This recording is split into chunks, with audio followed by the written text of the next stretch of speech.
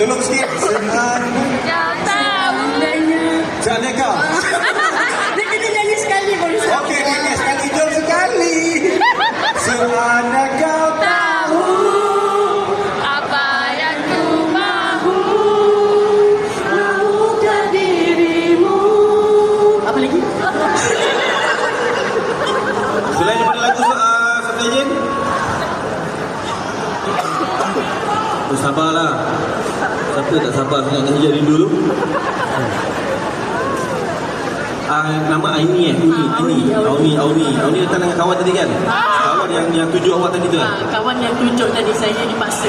Awak dipaksa naik dah ni. Maksudnya terpaksa lah milih saya ni.